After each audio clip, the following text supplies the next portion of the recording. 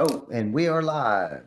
Back once again behind the TolBelt. You can't find it? No. I can't find it either. Oh, it's all good. Are we live? No? We're live. Oh, okay. Vic's over there sleeping again at the wheel.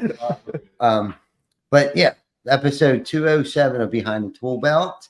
And I'm Ty, I'm your host, and I got my friend David Bruno who's co-hosting with me tonight. Stay tuned.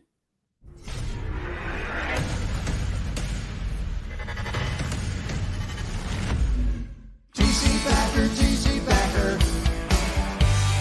Roofing, siding, windows, gutter, solar. Roofing, siding, windows, gutter, solar. TC Backer.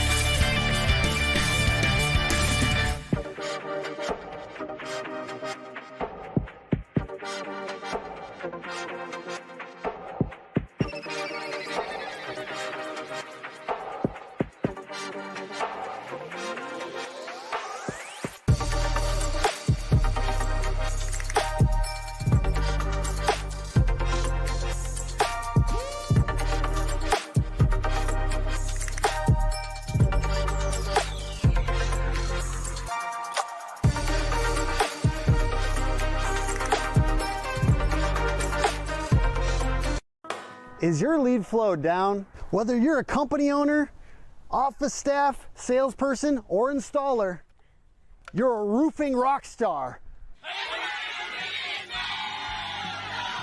We help you get more leads with custom SEO, Google Ads, and a pro website.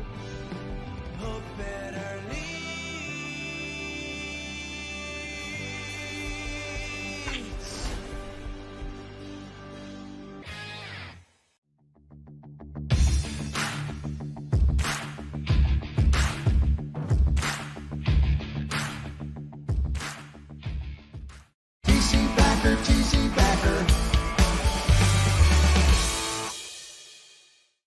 Welcome back, everybody, to episode 207 of Behind the TolBelt. My name is Ty, and I am your co-host this evening, along with David Bruno.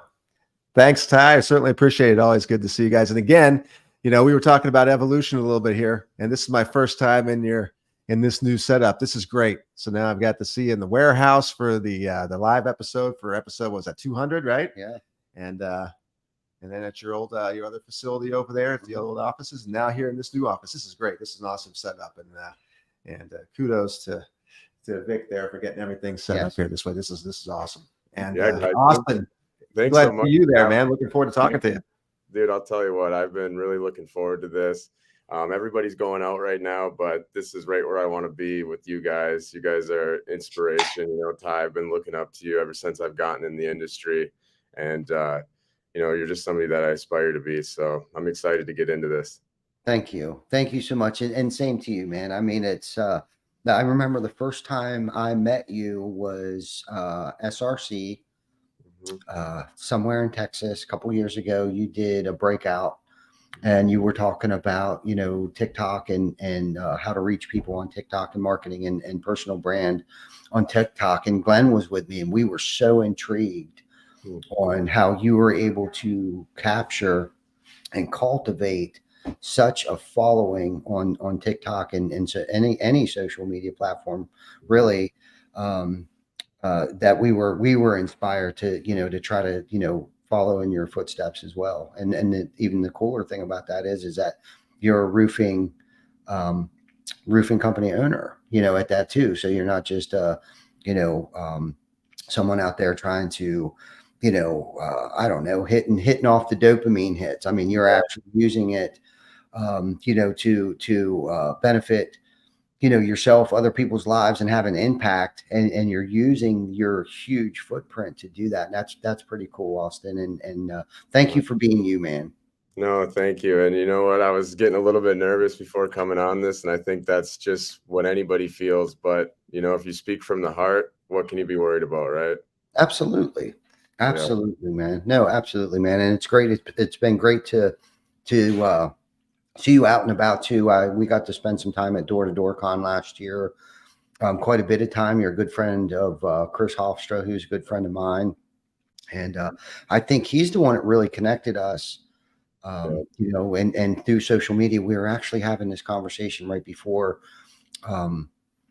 we came on here tonight. David came down and we were talking about, because David's forte is marketing. That's why I thought he'd be a good fit tonight. Sure. Marketing, branding, personal, professional brand, and stuff like that. Yeah. And David does a great job of stepping outside his comfort zone and coming on podcast and hitting the live button, hitting the record button. And, it takes some nerve to be able to do this. Mhm. So that's one of the things I was going to ask you, Austin, is, as I can take a look at your page today and some of the things that you've been doing, are you an introvert by nature that's just kind of stepped yourself out there and started just putting yourself in front of people and having those conversations? And Well, really the story behind all of this is my dad's product. So when I was 11 years old, my dad passed away, but he left me with this patented product. So what it is, it's a snow retention coating. So it's a waterproof coating followed by a matrix of special abrasive aggregate granules. Now, I can remember being, 10 years old, and I would go over to my dad's and we'd be watching the Packer game together, and he would have a sample set up against the glass and he had a piece of ice on it. We'd be just watching it melt.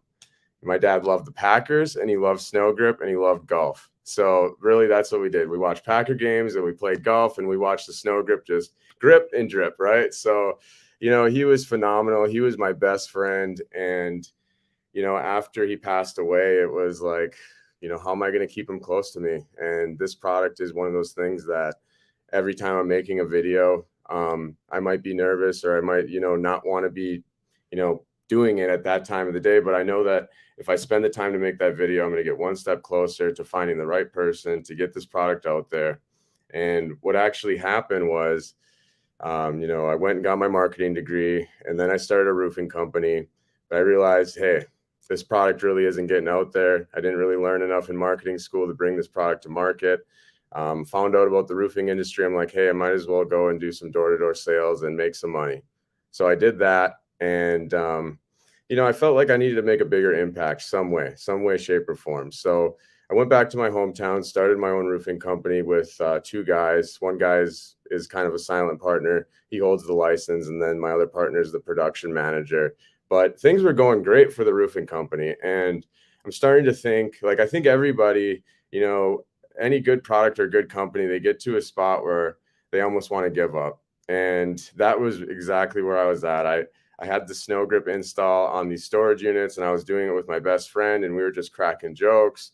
I'm like, hey, this is probably going to be the last time I do snow grip. This is a pain in the butt, but, lucky I like you, Dad. I'm dealing in the sun and the stuff's dripping, and I'm just like, it's one of my first applications. So I'm figuring everything out.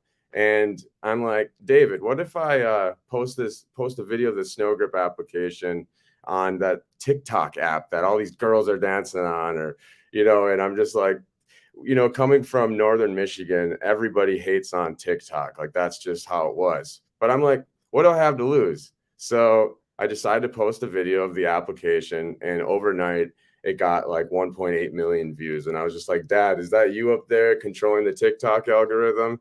And that inspired me. And I just got to thinking, I'm like, hey, this product led me to getting the marketing degree, led me to starting the successful roofing company. I'm like, what more do I need to show these people for people to trust me and to take my product on and sell it?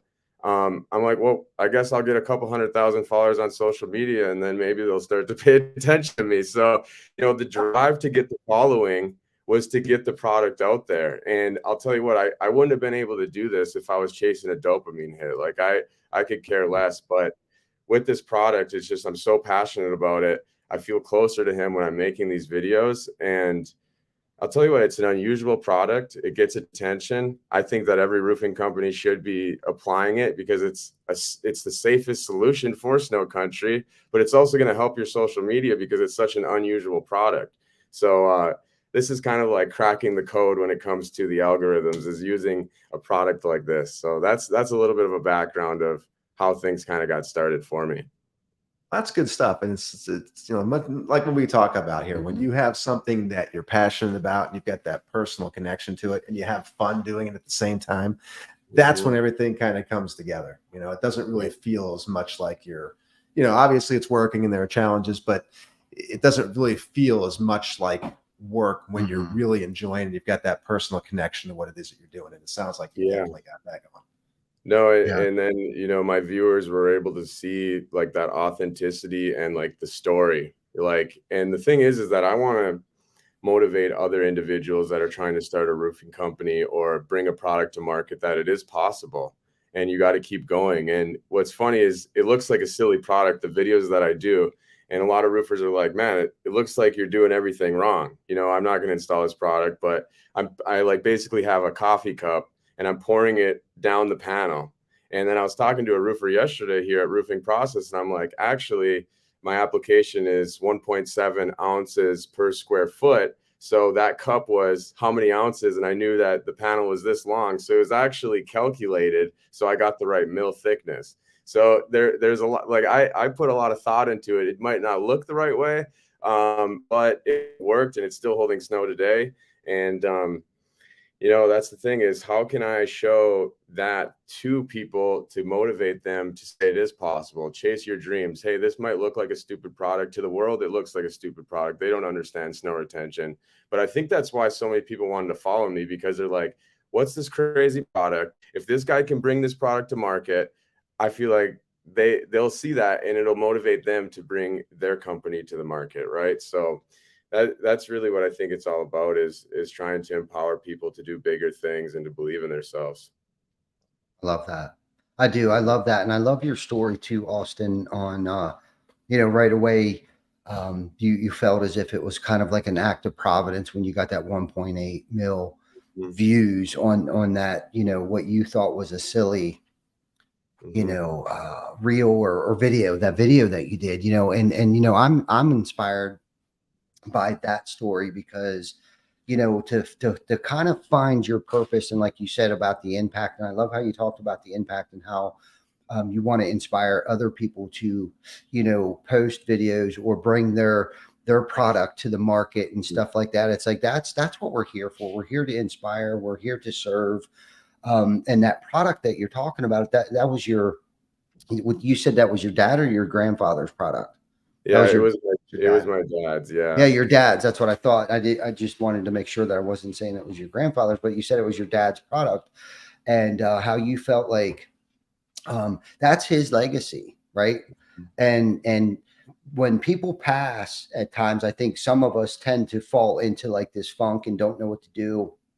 And we become introverted and all of these things. Just depression sets in, right? And we just don't know what to do. We don't know where to turn. We just lost our best friend. All of these things. But the point that I'm getting to is how you decided to pick the torch up, right? And in his name and his honor, and to continue to have him live on. You went out, you posted this silly, what you thought at the time, video that inspired so many people to like, love, comment, share, and like you saw that, like, oh, Dad, was that you up there? And how proud of him, how proud he was of you to pick the torch up and promote this product. It to me is what that's really all about. It's like, if your dog dies, go and rescue a dog out of the pound. Treat that dog with the most respect and give it the best life that it is ever given. And like when a human being dies that's real close to us in our life, that's how we need to take a look at that. Yes, it sucks. They're no longer with us, but what would they have us do? Right. Or what can we do to make sure that their legacy continues to live on? And you chose to pick the torch up and run with it. We talk about this quite often. And like one of the things is, when I was growing up, I mean, I had a learning disability. especially with my dad passing at 11 years old. It was Mm. almost like I could care less for school. You know, I was the type of guy that was like, if I can slide by, if I can cheat off somebody and not have to study, Mm. I'm just going to get by, because it was kind of like from 11 to 16, it was like, that was a tough age. My mom was like, I don't know if you're going to get into drugs or what's wrong with you. Your vibe completely changed.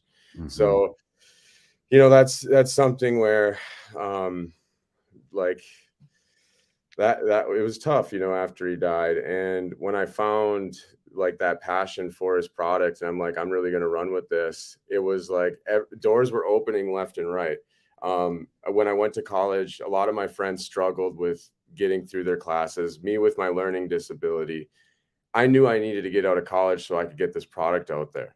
So I did whatever it took to educate myself, to pass these classes. And, you know, honestly, I really am proud of myself for getting out of college in 4 years, because honestly, when I first started it, I'm like, this is going to be so hard. I don't know what I'm getting myself into. And really, I had to make the most of it. I had a lot of pressure from like my mom and the rest of my family. Like, there was 2 other people that went to Ferris State University in my family and dropped out. So I'm like, hey, the pressure's on. I need to get through college, because really I want to just promote my product. And if I need to prove it to my family and show that like I can do this, that's what I'm going to do. But it was my motivator. It kept me up late in the library studying, because I just had such a passion for getting this thing off of the ground. And it was like every single one of my marketing projects, I would beg the teachers to say, hey, let me do it on Snow Grip, like international marketing class. Hey, can I please do it on Snow Grip? So then I was teaching, you know, the football players about Snow Grip, and then we were presenting it. And it was super cool that I had awesome professors that gave me the chance and let me do that, because it was just, you know, nobody starts off perfect. And I think that's the one thing that a lot of these new influencers, like, I think that everybody wants to be an influencer now, right? And everybody wants to get paid the big bucks. Everybody thinks that they're worth, you know, all this money just coming right out of college, like, you know, and it's like, you got to put in the work. And so I'm like, hey, let's just build this and just keep building. And, you know, actions speak louder than words. Let me just put this out there. And it just led to all these different things, you know. I wouldn't have gotten to start in my roofing company if it wasn't for me having the passion for the product. And it's like one thing led to the other. And now, after getting the hundreds of thousands of followers, like brands like Certainteed and the Catch-All and the Equipter are coming to me wanting to work with me. And that's seriously life-changing. Like I was telling you before, I'm truly like humbled, because it seems like everywhere I'm stepping, it's like an opportunity. And I'm just like, why was I chosen? Why am I in here? Why am I getting, like, I don't know if it's the luck, but it's like, why me? Right. And people are trying to tell me like, man, you're a good person. You truly care. You totally deserve this. You've been working so hard on this. But it's so easy to like have that voice in your head saying negative thoughts, right? It's like, oh, you know, you're not worthy, or, you know, like, you're not going to get this product going. And then there's other people that I hear talking about me in the background saying, you know, like, you know, he's not going to be able to get this off of the ground. That's a stupid product. He hasn't made much sales with that. And then when I have to go and be honest with people, when they ask me, you know, what are the sales for Snow Grip? What are the sales for your roofing company? You know, how much are you making for, you know, social media stuff? Like, I'm completely transparent. And it's like, hey, like, I'm not a pro. Like, I don't have a $10 million roofing company. But I do know how to take somebody from maybe after college and get them to the next step, to where that they can keep going. And I can connect them with people like you, Ty, where it's like, hey, now it's another resource. So now I've been able to get this group of people that I can just rely on. And when I'm going down to these shows, it's like I have that 5-10 people that are like family now, honestly, that really support me. And I even have some different people that want to work with me now from these shows, saying like, there's nobody more that I would want to work with. And now I'm trying to figure out how I can get these brand deals to basically pay to build a business. And that's something that like I respect so much from you, Ty, because it's like a big gamble, and it's a lot to start a business and actually to start hiring people. And it's like, how am I going to make, you know, payroll? But then you're like, I've always made it happen. You know, I always pass those classes in college. Like I'll find a way to get the money to pay these people. I just need to put my foot in the water and start somewhere. So that's been something recently where I know I need to build a team to be able to scale this and to be able to really support my mission of making the world a safer place. I can't do it alone. Well, here's a question for you, Austin. I mean, as you were talking and you continue to delve into your story a little bit, how you got started in this, and you know how you've kind of taken your father's concept and the product. What are some of the key things that you've done to really transform this thing and make it your own? I mean, you're taking the social media aspect to another level here, and you know, Ty and I have talked about this a number of times, and I hear, you know, during the course of a number of these episodes and these with the different guests that, you know, social media and marketing is not an exact science. I mean, there are so many things. It's just a matter of testing the waters and trying to see some things and see what works and what people latch onto and what they're responding to. And just because they don't necessarily respond does not mean that they don't take notice to those things that you're doing, for sure. Just because there's not always a like or a share doesn't mean that they're not in their mind, you know, paying attention. So you know, and the just thing your is you go through 4 years of college, and I can remember like 3 things that really helped me with the social media. And one of the first things that Dr. D told me, he was my international marketing teacher. He said, anything that you do in the short run that doesn't benefit you in the long run is an addiction. And that hit hard with me. I'm like, everybody's on social media. They're wasting all of this time. It's not going to do anything for them in the future. How can I get on social media and actually, you know, grow something and benefit me in the future? So that's when I instantly switched over all my social media to either Snow Grip or some type of personal brand, to where I could, you know, show who I am, so I could get, you know, my foot in the door and work for a corporation or start my own business and sell deals and show that transparency and show who I am. So that was the first thing. So when I switched over to all the different, you know, business stuff, so I'm not addicted and looking for that dopamine hit, wasting my life. Then I went over and it was a communications teacher, and he talked about basically how journalists make news. And it was really interesting because if you look at like how journalists, like for the New York Times, you'll see all these headlines, right? And it's using significance, prominence, unusualness, big numbers, storytelling.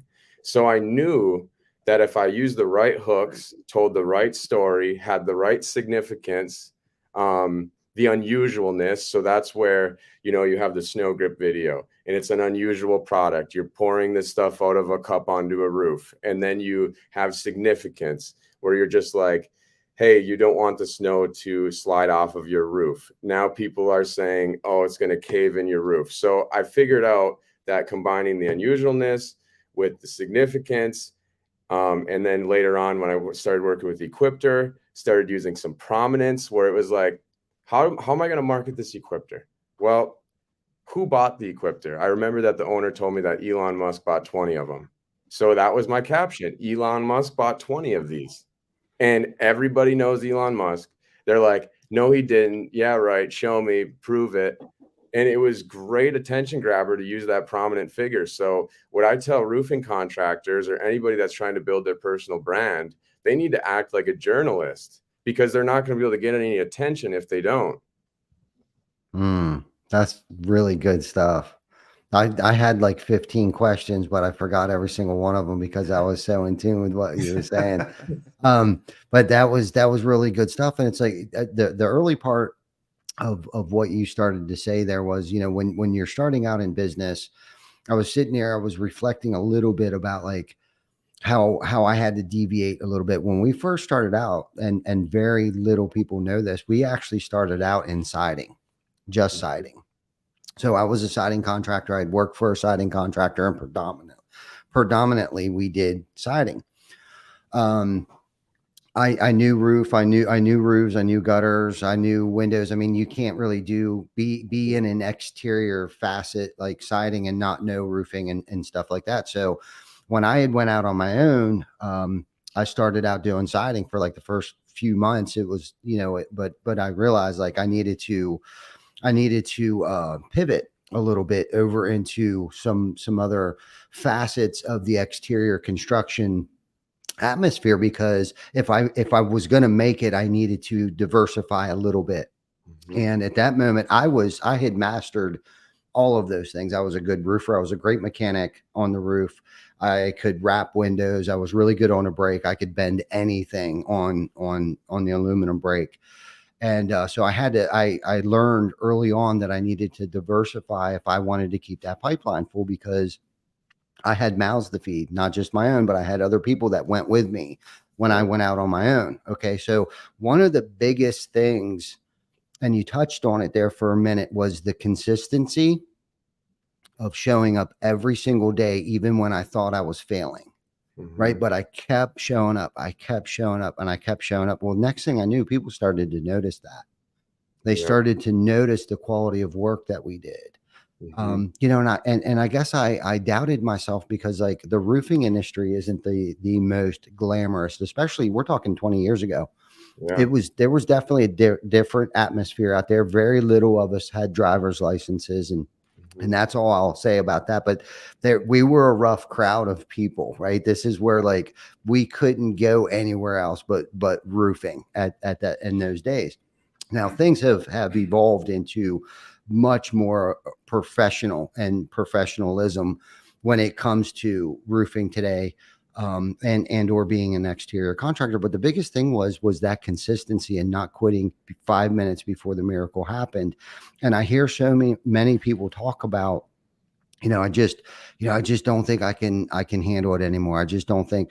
Well, some of that's because you're focusing your time and your energy in the wrong places, Mhm. right? And you're not staying consistent enough in the places that you should. And that's something that you got to figure out very early on. Okay, like, so what are my strengths and what are my weaknesses, right? Mhm. Like, so if I'm not very good at accounting, then why am I wasting another 6 hours at night after I just worked 12 hours a day doing my books? If I'm Yeah. not very good at it, when my forte is, sales, estimating, costing out a job, building out a job, scheduling the jobs. That's a whole forte, learning how to schedule jobs and figure out how long a job's going to take, so then I can schedule the next job. Like, there's an art to that too. You know what I mean? So I had all of these strengths, and I'm not saying that I don't know how to read a tape measure or that I don't know how to use a calculator, but it was like, here I'm working 18 hours a day. Right. And that's where people start to get burnt out. And I'm not saying that in the beginning you don't have to work 18 hours a day. And I think that's where a lot of people, this whole mentality and the generation of work smarter, not harder. Yes, but no. Right. Because you got to put in the work. You got to put in the time, especially early on, before you can even attract good help. Because if you're not leading by example, Yeah. you're both personally and professionally, you're not going to attract good people. No one's going to want to come work for you if you're cutting corners, if you're doing shoddy work, if you're not paying your bills. All of those things that people don't necessarily, that you think they don't see, along with the integral part of it, where the things that people don't see, right? Yeah. And good things just start to happen. You know what I Mhm. mean? Sometimes it takes 6 months, sometimes it takes 6 years, but I'll be honest with you, it's taken me 15 years for overnight success. Yep. This has No. been, I'm in the greatest season of my life right now. It's taken So me 15 years to get here. yeah, one of the things I was telling one of the contractors, I'm like, I am so close with snow grip. I'm 98% there, but this Mm, 2% is going to be the most critical.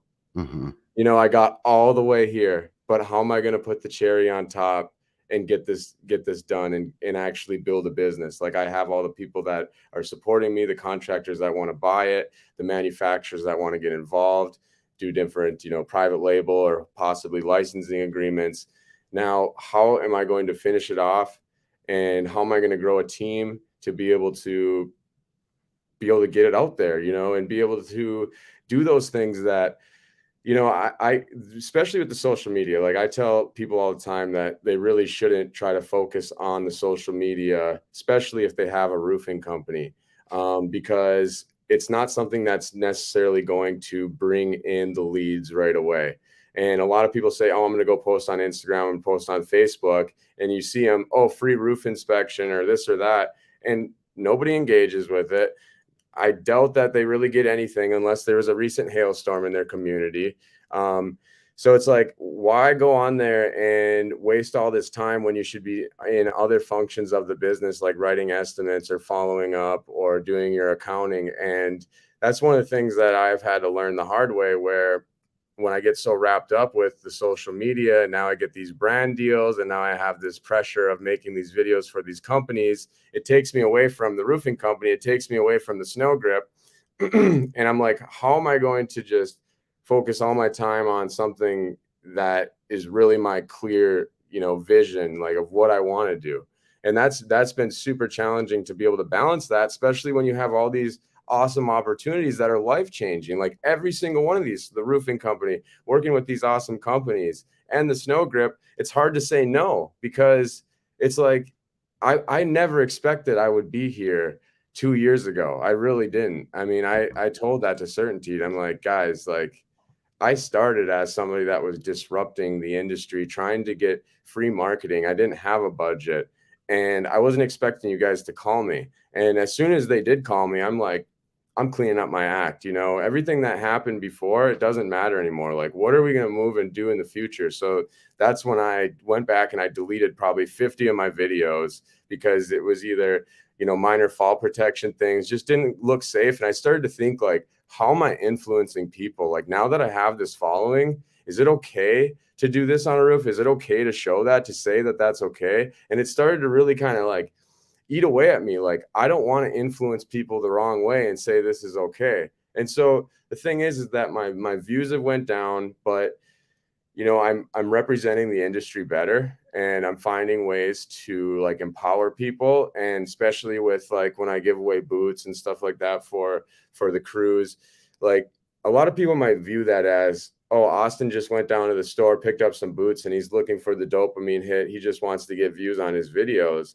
But honestly, I don't post a video unless it's sponsored by a company. And that's where I say, like, hey, I'd go buy boots for the crew, and I want to do that out in the kindness of my heart. But now that I have this social media following, why can't I just send Red Wing Boots or Wolverine a message saying, hey, I have this idea of giving away boots to my crew. Would you fund it? And I'd make a video about it. If they say yes and they send the boots, then I can do that. But that's me. That's where I'm saying, like, I need to get these companies on board to want to make a bigger impact to the people that are installing the shingles. Those are the ones that, if it wasn't for the installers, we wouldn't be where we're at. The manufacturers and everybody wouldn't be able to, go on these vacations. And so you hear these stories and you see what these guys go through. And it's like, how can I be somebody that motivates other roofing companies to do better for their crew? Like, I go to roofing companies and I'm doing videos with them. The crew isn't smiling, and I'm just like, why isn't the crew smiling when I come to the job site? As soon as I come with the boots and I'm dressed up as Santa Claus, completely change the vibe, right? And I break the ice and I show it, like, we all put our pants on the same way, and I just think that, especially with branding and like showing transparency, sometimes I don't really want to have to come up with these ideas for these companies either. Like, I want them to come up with the ideas, and then I kind of better it and facilitate it and say, like, hey, here's the raw footage you sent me, but I'm going to give you this recommendation, this recommendation, this recommendation to help it reach a better audience, a bigger audience, to, spread your message because you truly care. And it's a balance, right? Like, and then when I'm trying to like prove to these companies, like, hey, like, this is going to work, like, you should spend money on this. And I don't want to have to go out of my way to post the video to have to prove it to them. Like, they should be able to see that. When you mentioned about the branding and the marketing and the social media, and that it doesn't get, you don't see everything. I think people tend to think that there needs to be a direct correlation or a direct ROI to every piece of to everything that you're doing. And the social media, to your point, yeah, that's not the direct lead generator. I mean, there are a lot of things that I see, especially around this time of year, when things pop through my feed, I'm not sharing them. They're not things that I'm going to be clicking the like button or sharing with my, with people in my network, but I'm certainly buying things from them, especially over the holidays, because there are things that I find interesting. But I'm just not going to clog my own feed and my own page with all those sort of things. But it definitely does not mean that I'm not paying attention to it, that I don't recognize it, and it's not that I'm not in that funnel with those businesses, because I definitely certainly am. And this, like to Ty here, I mean, I've got this shirt. I wear this shirt, this sweatshirt all the time. The Thanksgiving Eve, the 21 turkey salute. I wear this all over the place. Ty has flooded, the York County area with these shirts and this brand. And there's probably no direct correlation or a direct ROI to those things. Mhm. It's not like, okay, well, I paid X amount per shirt and I've gotten X amount back. That's not the way that plays in. These companies will go and spend whatever, $10,000, $15,000, $20,000 going to a trade show. And are they calculating their ROI on that? What is that leading to in the future? And it's fun because I get to have these conversations with these companies when I'm trying to close them. And it's like, hey, what about a TV commercial? Do you see the direct ROI on that? Or are you trying to grow your brand? Where do you want to be in 10 years? If you don't do this today, and if you don't do this for the next 10 years, then are you going to be at $100 million roofing company, or are you going to be back at 40? And then are the people inside your organization even going to want to be there? Are you going to be able to hire new people when the other company is showing that transparency and giving away turkeys, for Thanksgiving? I mean, those are the things that really you don't realize how important they are until you get that one deal or you get that sales rep, and you wouldn't have got it without that. And so it's like giving is receiving. You give and it'll come back to you. You do the right things, and not every function of the business you're going to make an ROI on. It's like, sorry, but there's sales and marketing you put the money in, and the salesperson has to sell the deal. So I'm doing the marketing. What are you going to do with the video? How are you going to sell it? Do you have the right retargeting, stuff like that to capitalize on this opportunity? And most of the time they don't. A lot of these companies are startups, they got funding and they say, hey, make some videos. We need it to go viral and we want to get 1,000 sales. I'm like, what, do you think I got a crystal ball here and I can just, do that for you? And that's the thing, as an influencer, you have to be transparent. You need to tell these companies that that's not how it works. Like, either you do it with me or you don't. If you don't, then you're not going to get any views. If you do, it can lead to some opportunity, but I can't tell you what it's going to do. Yeah. And that's a great point, because a lot of people think it's black and white. If you spend XYZ on this area, that you're going to get an ROI on this area here. And I mean, the best way to look at it, there's two ways you can look at it. Like, set a budget. Simply just set a marketing budget for basically maybe off of past sales, or spend set a budget for what you want to project what your revenue sales are going to be, right? So like, and that's a 5 to 10%. And if you're a $1 million company and you want to spend 10% of that, that's $100,000.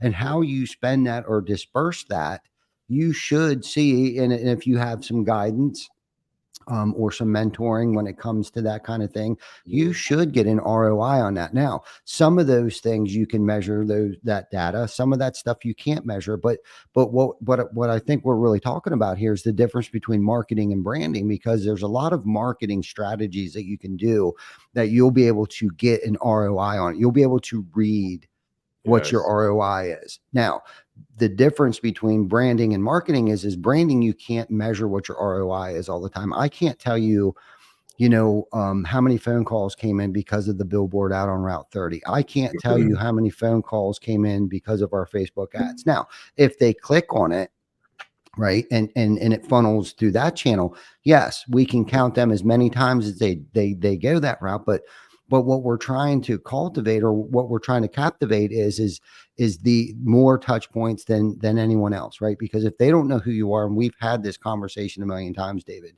and Vic's probably tired of me talking about it, because if I talk to you about this a million times, Vic's heard it 2 million times. Okay. But this is the thing. He who gets the most touch points wins. And however you spend your money to get that and the phone rings, who really gives a shit at the end of the day? Now, you should, there's art to it. We talk about the art, and there is some science to it, right? You do have to follow the trends, right? And let's just say, I'm going to use this, right, as an example. in the winter months, we tend to pull back some of our billboards. Why? Less people are on the road. We tend to spend more money on SEOs and Facebook ads. Why? Because people are sitting on their couch because it's cold outside and they tend to scroll Facebook more. Come spring, we peel back on some of the Facebook ads and throw more billboards out there, more yard signs, more things like that, because there's more people out traveling and doing things and moving around. They come out of hibernation. So that's what I mean by, like, I don't know if that's art or if that's science to it, or just, using your, a combination of both, of just using your head, that there's going to be less people on the road because they're freezing their ass off and they're going from point A to point B and they're not spacing out the window looking at your billboard. Yep. Like, for instance, if you were to do a workshop, or you were to do something like that, I would probably suggest that there should be none of the people who are involved in that should leave without having one of your shirts or a sweatshirt or something like that. And like, again, do you get a direct response from that? Does that direct ROI? I mean, you could say, okay, well, I paid X amount for the shirts, but it's just a matter of, hey, those people who were in the workshop, they know what they're going to wear that. They're going to be proud of that, because that's some sort of, I guess, a learning or a certification to them of some kind. Yeah. So why not? Well, really, when I started the roofing company, I was thinking about branding and marketing, and the budget was very, very slim. I mean, it's the first year. I mean, you don't have any money to start with, right? So thank God I had some good SEO, and I live in a small town to where we could get some leads organically without paying for them. But it came down to, how am I going to build my brand without having to pay to build my brand?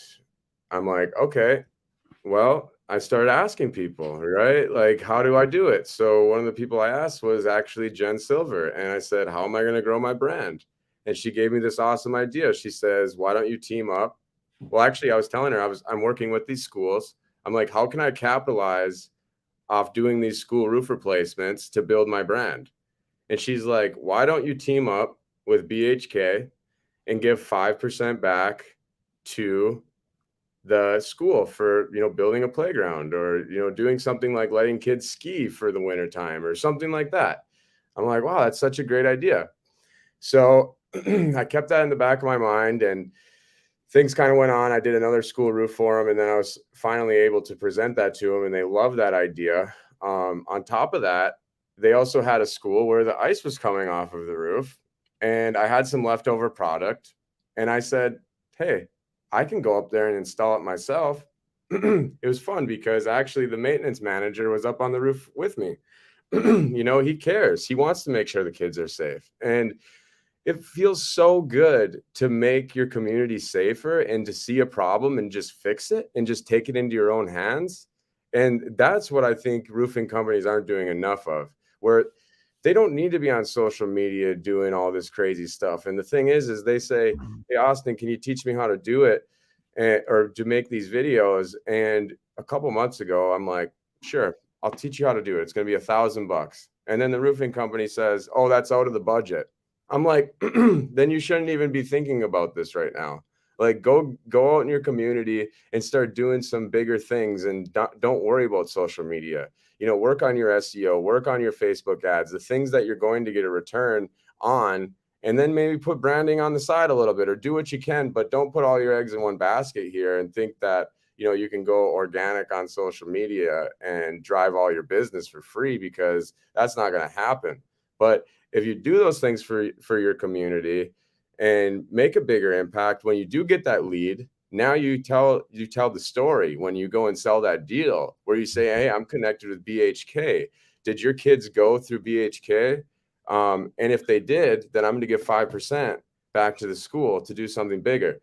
Now, just having that in your pitch, even doing like free repairs. So I wanted to do something with Certainty where it's like, hey, we're giving back to the community. We're going to do free repairs. So the idea of that video would be, you go and you see a roof with missing shingles in a lower income community. Maybe you've seen that old lady shoveling snow years past, where that somebody that could really use your services. You go and ask her, hey, why haven't you done anything with your roof yet? Oh, I just don't have the money. Oh, I can't find a roofer. Well, here at Crown Roofing, we teamed up with Certainty to give back to the community. We're going to go up there and we're going to fix the roof for absolutely no charge.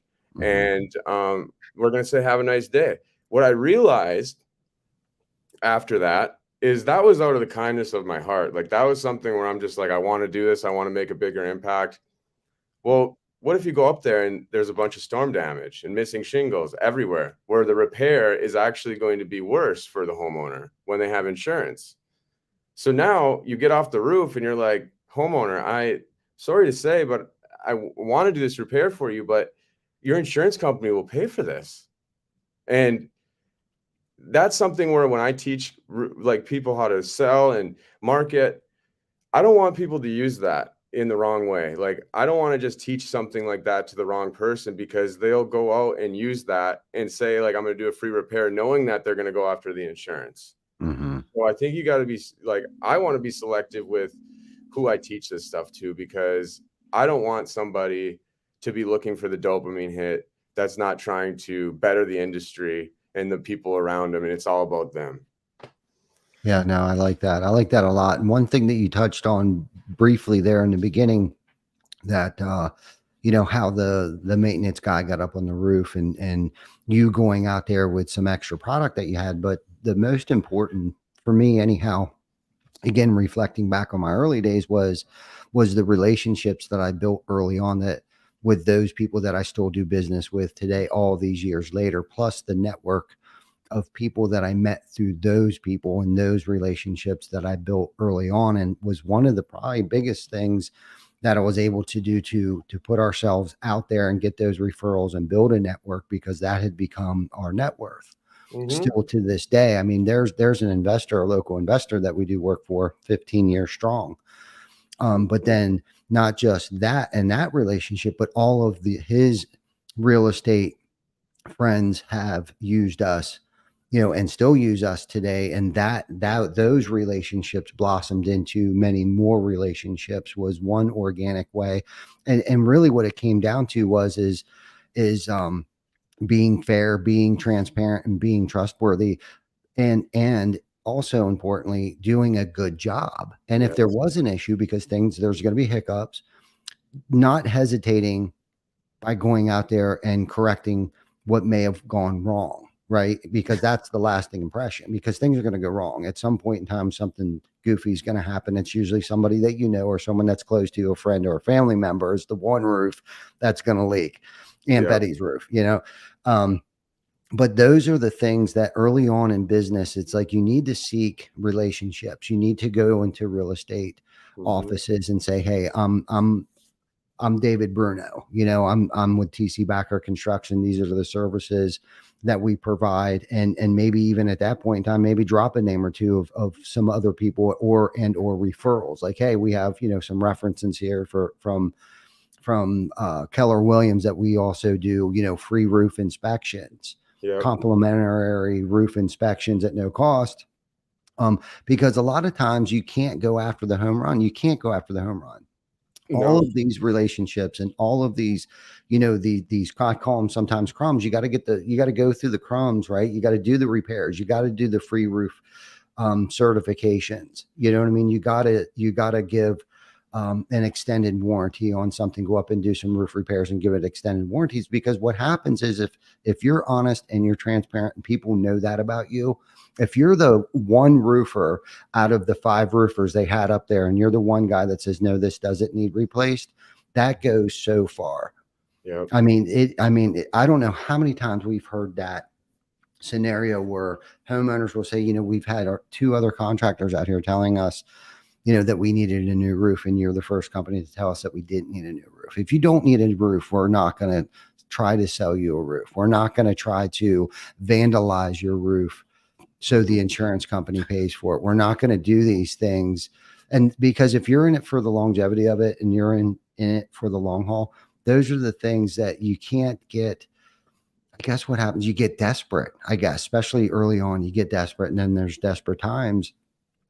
But you can't let that affect your judgment and do a shitty job or do shady stuff. Yeah. And one thing I'd like to add on that is sometimes, you have to make sure your organization like knows those relationships that you spent building Mm, for this company. And that was one thing that I had to learn the hard way, where mhm, the school said, "Hey, can you build a pavilion for us?" Oh mhm, yeah, we can build pavilions. I don't thought it was easy, right? Well, little did I know that we had to build a whole foundation and it wasn't level and this and that. And I had one sales guy trying to do it. He was busy project managing. He wasn't able to get it done. And then there's, garbage left behind. And then I bring in someone else to try to do it. He leaves material out and there's kids playing out in this playground. I'm like, guys, like let's use some common sense here. Like, this is a school. Like, this is a very important client of mine. Like, I need you to take this serious.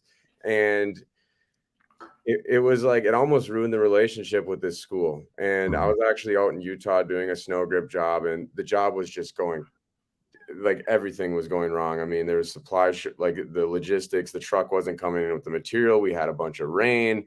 And I ended up being there for an extra 2 weeks, but I was trying to virtually kind of manage this pavilion, this $4,500 pavilion that we're making, and it ended up being like the bottleneck of the business and the biggest problem of the year, because I had the property manager calling me saying, "Hey, like, the guys left stuff out." And then I'm calling my sales guys saying, "Hey, like, you need to go back there and pick this up." And things just weren't getting done unless I was there. Like, I was realizing, like, I needed to take things into my own hands. Like, this Mhm. relationship is getting burnt. And I knew as soon as I get back from Utah, it was, I was driving back. I got back maybe 11 o'clock at night. The next morning, waking up at 5 o'clock in the morning and driving up 2 hours north of me to Houghton, Michigan, basically in the middle of Lake Superior. And I'm there with a grinding wheel, smoothing the edges around the pavilion, making sure that everything is perfect, cleaned up, make sure that, like, the customer is happy. And for me to do that, that actually built the relationship, because Mhm. there was a problem, and my team was busy. I shouldn't have put that on my team. I didn't charge enough. They weren't incentivized enough. I ended up losing money on it, but it was so important for me to keep that relationship that I knew that I had to take things into my own hands.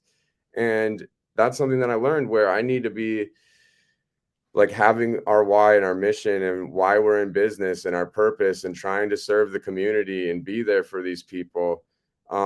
Everybody needs to know that, and they all need to be in a line. Because if Mhm. it's just me, it starts to, it was a really, it wasn't a good feeling, but I didn't set the expectations clear on this job. And there's nobody else to blame but myself. I'm not going to put the blame on anybody else, but it's little things like that you'll run into. And it's like, what can you do when you run into problems? How are you going to handle it? And that's part of running a roofing company, is it's constantly putting out fires. Yeah, that no doubt. You're a fireman, most Mhm, definitely. Been there, mhm, did that for many, many, many years, man. But I can tell you this: great leadership attracts great leaders. mhm, Where you get everybody rowing in the same direction, where you're not the one that's on the job grinding out the corners to make sure that they're smooth. You will eventually, at some point in time, surround yourself around people that will nip that stuff in the bud before it gets to that point. But yeah, again, things will still happen. The longer you're in business, things tend to happen. I mean, we've had freak storms come through in the midst of tearing roofs off already. And I mean, we had to batten down the hatches. Did things get wet? Yeah, they got wet. We had to take it on the chin. We lost money. mhm, um, it's going to happen when you have a lot of other people involved.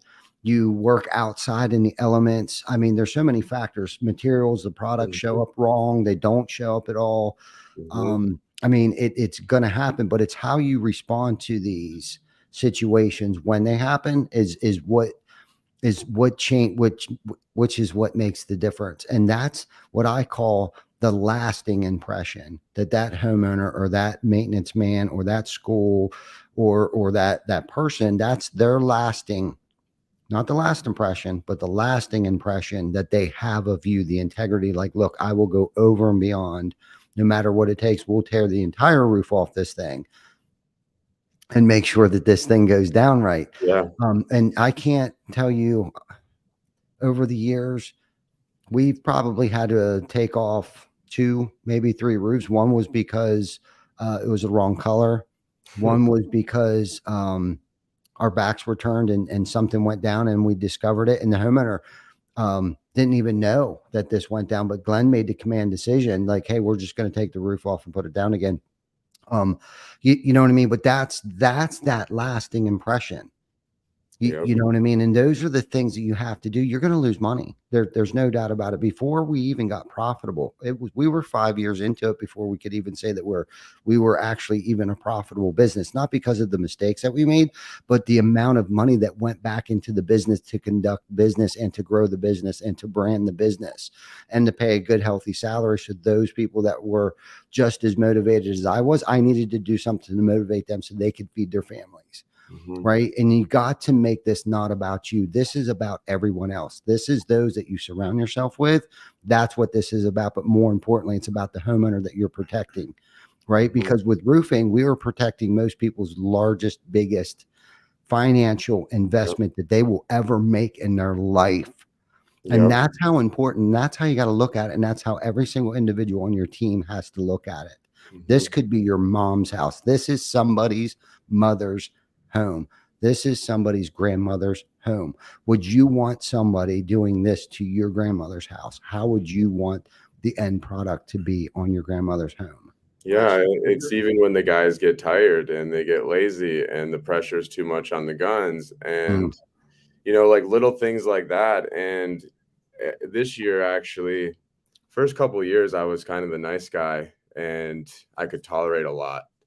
But when things don't go right, and you keep seeing them reoccurring, and like there was a couple times where I kind of blew up a little bit on the crew, but it was something where they needed to know that this is like an area where we get 200 inches of snow and we can't have these low nails where it's transitioned from the house to the porch, and you need to hand seal these because we need to do it right. I never want to come back out here again. And and you start to get excuses from the crew, our roofs never leak and we got insurance. And it's not about that. It's about the reputation of the brand and it's about doing it right. And sorry, I had to blow up on you guys, but this is super important to me that these roofs get done the best way possible. And it's so easy when you're running, a busy schedule where what if a couple roofs were put on wrong or, it wasn't nailed properly or overdriven in certain areas? Like, I don't want to go home at night and think about that. And to both of your points, I mean, when that's going to happen, it's about making it right. I mean, are you going to take a loss on that 1 or 2 jobs or a couple of jobs? Of course, right up front. But again, that's where we're talking about the return on that investment. I mean, you do right by those people. It's going to come back to you in terms of they're going to trust you. They're going to believe in you. They're going to say, hey, this business took care of me.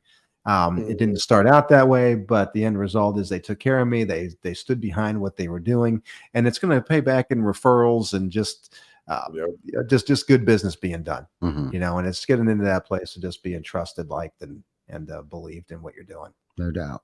Yeah. No doubt.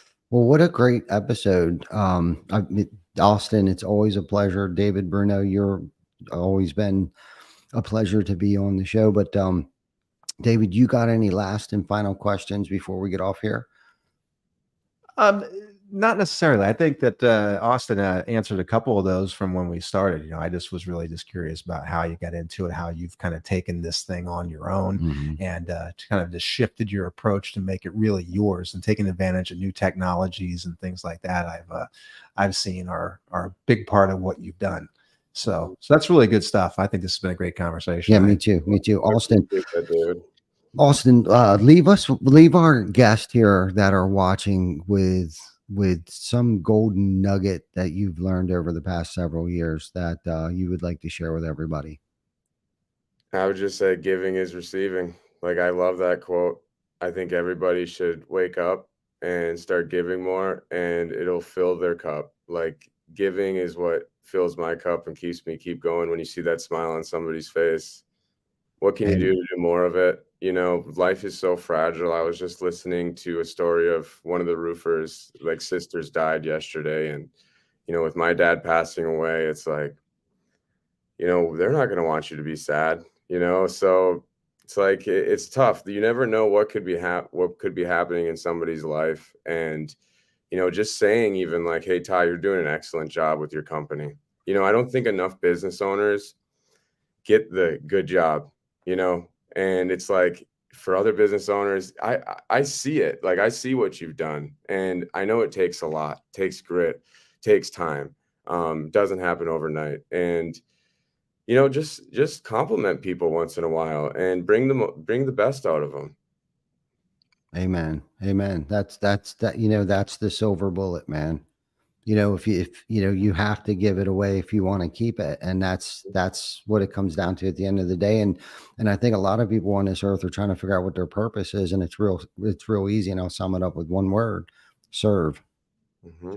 We're here to serve. We're here to serve each other. And if anyone ever wanted to know why their life might suck, it's probably because you may be a little too selfish and Yep. you don't serve others. So, Yep. anyhow, what a awesome episode 207.